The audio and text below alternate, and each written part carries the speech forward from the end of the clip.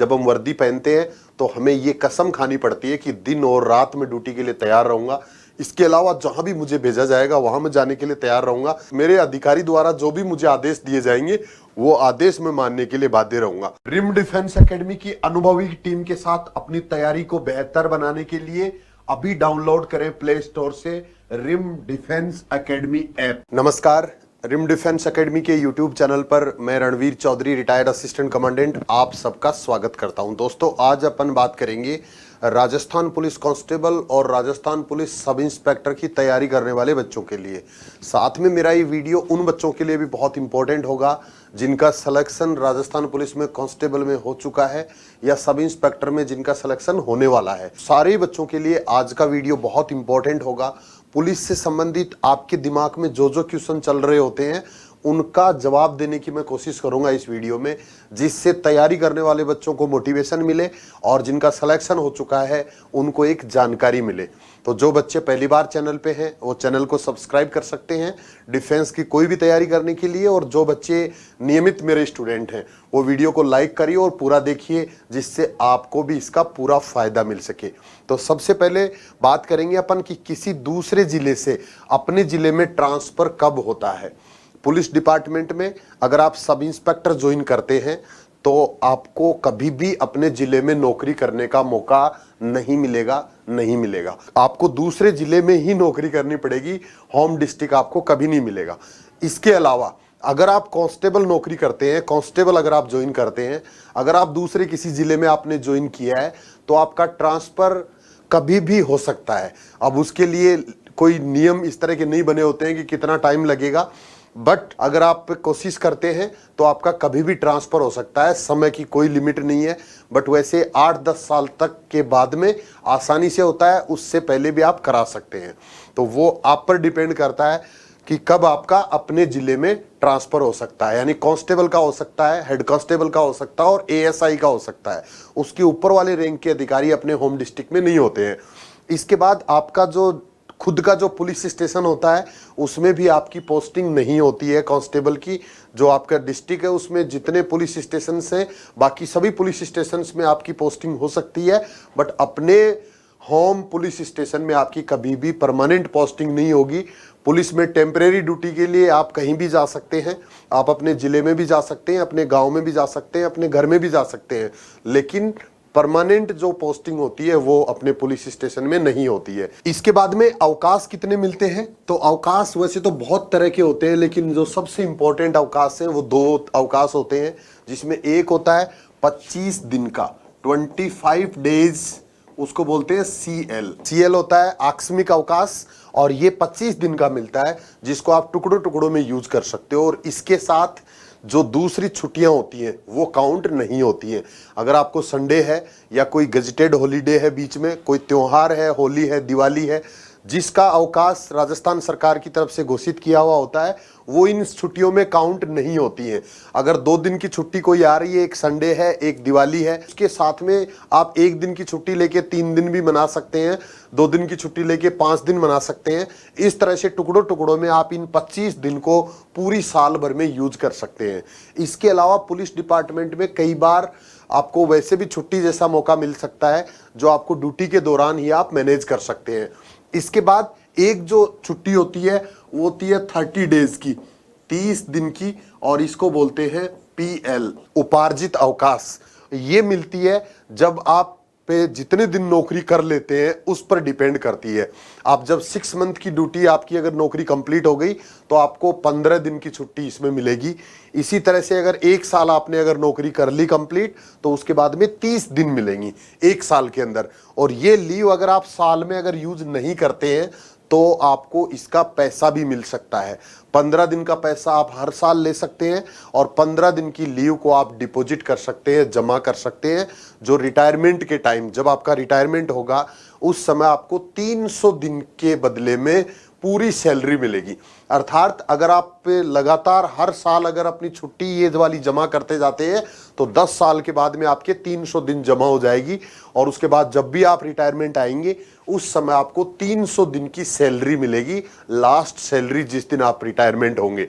तो बहुत बड़ा अमाउंट उसका इकट्ठा हो जाता है। तो ये छुट्टी ज्यादातर डिपॉजिट करते हैं, जमा करते हैं, या इसका पैसा भी आप ले सकते हो, और ये वाली छुट्टी से आपका काम साल भर का आराम से छुट्टी में चल जाता है। वैसे मैं बता दूं आपको कि पुलिस की जो जिम्मेवारी है, जो ड्यूटियां हैं, वो बहुत इंपॉर्टेंट है। जो स्टाफ है वो बहुत कम होता है, तो छुट्टियों की संभावनाएं बहुत कम होती हैं। स्पेशली आपको जब जरूरत होती है उस समय तो छुट्टियां बहुत मुश्किल से मिलती है। ये अधिकारी पे डिपेंड करता है, जो आपका ऑफिसर होता है सैंक्शन करने वाला, उस पे डिपेंड करता है। छुट्टी कभी भी आप अपनी मर्जी से नहीं ले सकते, उसके लिए आपसे जो ऊपर ऑफिसर होता है वो आपकी छुट्टी सैंक्शन करता है, और आपके बदले में कोई दूसरा जब काम करने वाला होता है।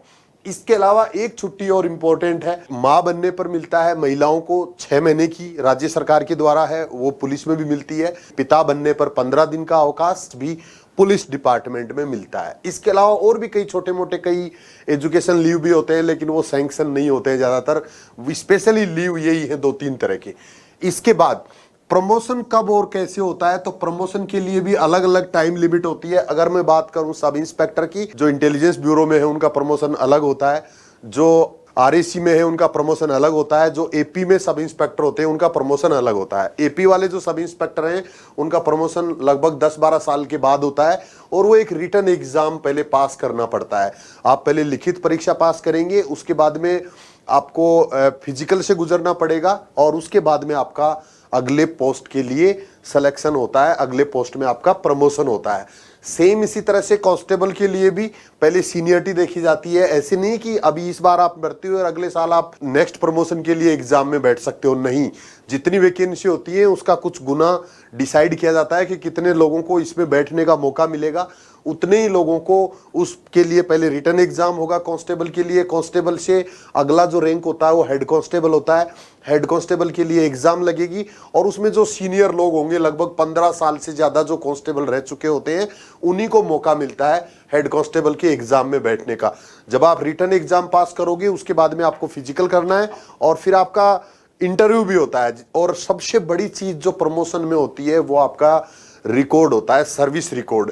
उसका बहुत ध्यान रखना पड़ता है। जिनका सर्विस रिकॉर्ड खराब हो जाता है उनको आगे प्रमोशन में दिक्कत आती है, तो आपका सर्विस रिकॉर्ड अच्छा होना चाहिए। इसके अलावा कांस्टेबल से हेड कांस्टेबल बनने के लिए आपकी जो उच्च योग्यता है वो भी काम आ सकती है। ग्रेजुएशन या पोस्ट ग्रेजुएशन आपने कर रखा है तो उसकी थोड़ी सी हेल्प मिलती है आपको इंटरव्यू में। तो इसका मतलब यह है कि आपको अपनी योग्यता बढ़ाने पे भी जोर देना चाहिए। हेड कांस्टेबल से फिर एएसआई के लिए फिर वही सेम, आपको रिटन एग्जाम में बैठना है, फिजिकल देना है, इंटरव्यू देना है। इसी तरह से एएसआई से फिर एएसआई के लिए, और एसआई से इंस्पेक्टर के लिए। तो पुलिस डिपार्टमेंट में जो प्रमोशन के लिए जो समय लगता है, कांस्टेबल को लगभग 15 साल से बाद में मौका मिलता है, और वो हर जिले का अलग अलग टेस्ट होता है।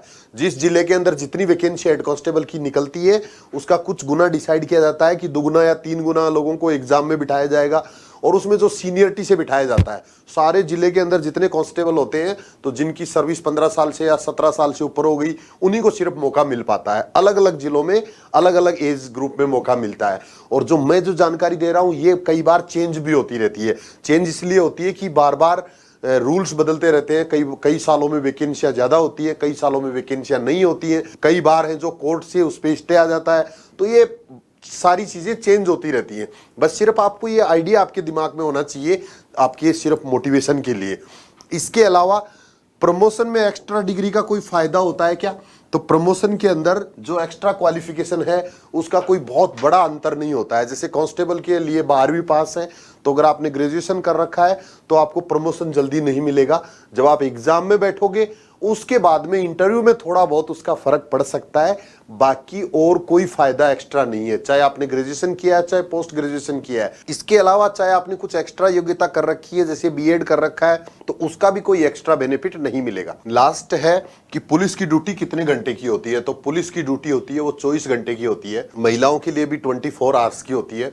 कभी भी आप किसी भी ड्यूटी के लिए मना नहीं कर सकते, और उसमें सारी चीज़ों की सेफ्टी होती है, आपको चिंता करने की जरूरत नहीं है। स्पेशली बहनों को ये दिक्कत होती है कि सर पुलिस की ड्यूटी रात की भी होती है क्या, अकेले की भी होती है क्या, तो हर तरह की परिस्थितियां अलग अलग होती हैं बेटा।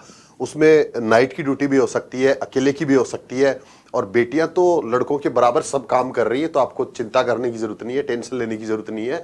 सब लोग 24 घंटे के नौकर होते हैं पुलिस डिपार्टमेंट के अंदर, क्योंकि जब हम वर्दी पहनते हैं तो हमें ये कसम खानी पड़ती है कि दिन और रात में ड्यूटी के लिए तैयार रहूंगा।